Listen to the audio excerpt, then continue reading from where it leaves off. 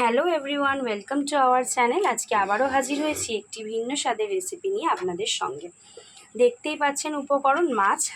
মাছ দেখলেই সবসময় মনে হয় সেই ঝোল ঝাল, একদমই না। এরকম বাড়িতে যখনই রুই মাছ থাকবে তখন কিন্তু ঝোল ঝাল ছাড়া অন্যরকমভাবেও বানাতে পারেন। তাই আজকে সেরকমই একটা রেসিপি আপনাদের সঙ্গে শেয়ার করব। আজকে অনেক দিন বাদে একটু বানিয়ে খাবো ক্ষীরোদ রুই, আর সেটাই আপনাদের সঙ্গে শেয়ার করব। তাহলে চলুন কী কী নিয়েছি আগে দেখে নিই। প্রথমেই আমি মাছ নিয়ে নিয়েছি, রুই মাছ, আর সেটাকে আমি নুন মাখিয়ে রেখেছি। এখানে রয়েছে ধনে গুঁড়ো, কাঁচা লঙ্কা, নুন, গোলমরিচ গুঁড়ো, একটু সামান্য ময়দা, এখানে ঘি নিয়েছি গরম মশলা, তেল আছে, চিনি, আর এখানে রয়েছে টমেটো কুচি, আর একটু লাগবে দুধ, তাই আমি এখানে দুধ নিয়ে নিয়েছি। তাহলে চলুন রেসিপিটা আমি শুরু করি। আর এখানে আমি ফ্রাইং প্যানটা কড়াটা বসিয়ে দিয়েছি।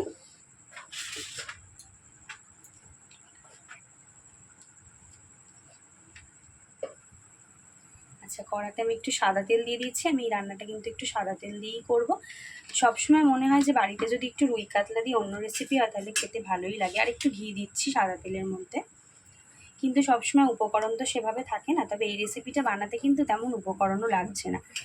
এই সামান্য উপকরণ দিয়ে কিন্তু টেস্টি রেসিপিটা আপনার বানিয়ে ফেলতে পারবেন। তাহলে আমি কড়াতে সাদা তেল দিয়ে একটু ঘি অ্যাড করে দিলাম।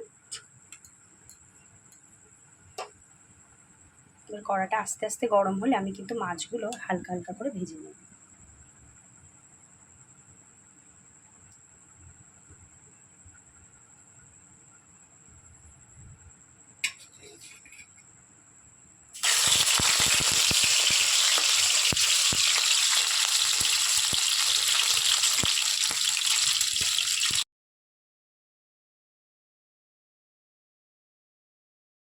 এই যে আমি মাছগুলোকে কিন্তু প্রায় ভেজেই নিয়েছি, একটু ফাট ছিল, কিন্তু আমি মাছগুলোকে ঘি এবং সাদা তেলে এরকম সুন্দর করে ভেজে নিয়েছি। যেহেতু হলুদ দিইনি তাই সাদা তো হবেই।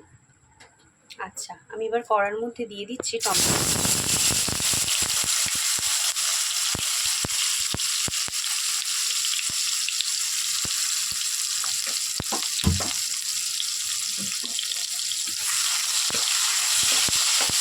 গরম তেলের মধ্যে আমি দিয়ে দিচ্ছি টমেটো কুচি,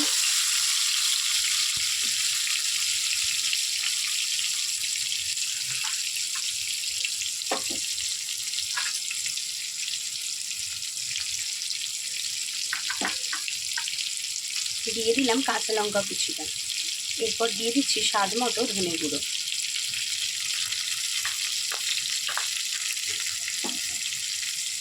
দিয়ে দিচ্ছি গোলমরিচ গুঁড়ো,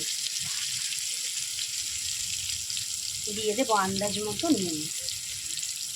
এই রান্নাটায় কিন্তু একেবারে খুব বেশি উপকরণের প্রয়োজনীয়তা নেই। ঘরে কিন্তু সামান্য উপকরণ থাকলেই চট করে এই রেসিপিটা আপনারা বানিয়ে নিতে পারবেন।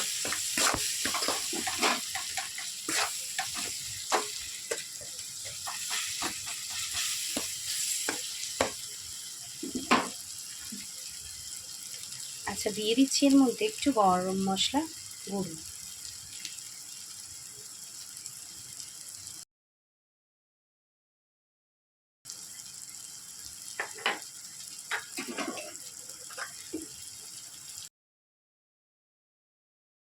আমি তাহলে টমেটো কুচি, লঙ্কা কুচি, ধনে গুঁড়ো, তারপর গোলমরিচ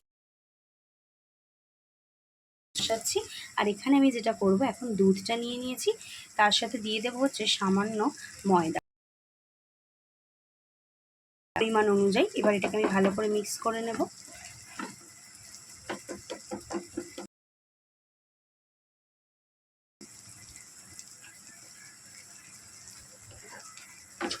এবং উষ্ণ গরম জল ময়দাটা আপনারা গুলবেন। আর এখানে আমার এটা কিন্তু প্রায় তৈরি হয়ে যাচ্ছে। এর মধ্যে আমি ময়দাটা, মানে আমি যে এটা তৈরি করলাম সেটা দিয়ে আমি এখন সুন্দর করে এটাকে নেড়ে নিচ্ছি। হালকা করে আমি একটু নেড়ে নেবো, আর কাঁচা লঙ্কাগুলোকেও গেলে দেবো। যেহেতু এখানে আমি কোনো লঙ্কার গুঁড়ো ইউজ করছি না, রেসিপি চেষ্টা করব।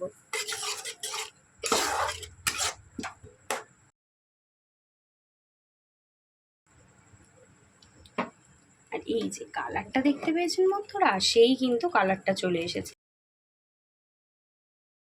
এর মধ্যে ভাজা মাছগুলো দিয়ে দেব, আর গন্ধ কিন্তু একটা দারুণ বেরিয়েছে।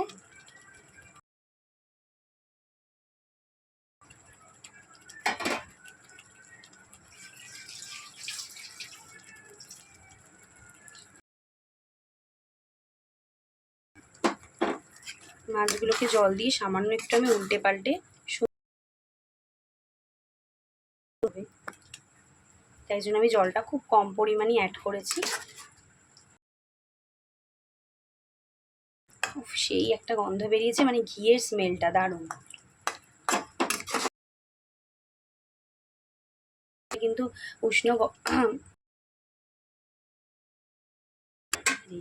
চলে এসেছি।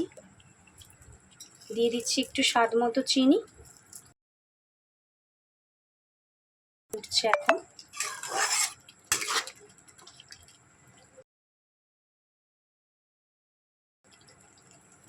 আচ্ছা, ওপর থেকে আমি একটু গোলমরিচের গুঁড়ো ছড়িয়ে দিলাম।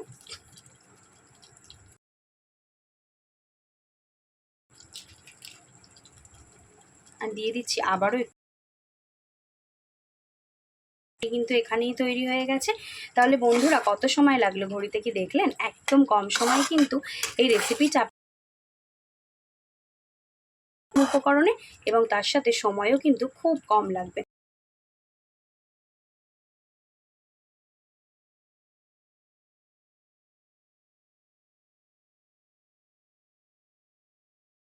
অসাধারণ এসছে, এবং আমি আস্তে আস্তে কিন্তু কালারটাকে দেখিয়ে দিচ্ছি মাছের, যে কি ব্যাপক একটা কালার এসেছে।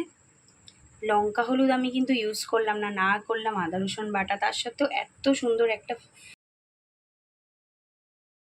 করে ফেলেছি। করে ফেলুন এই অসাধারণ রেসিপিটা। কেমন লাগলো সেটা অবশ্যই ট্রাই করব। দুটি আছে, অর্থাৎ শিখা রায়কর এবং তার সাথে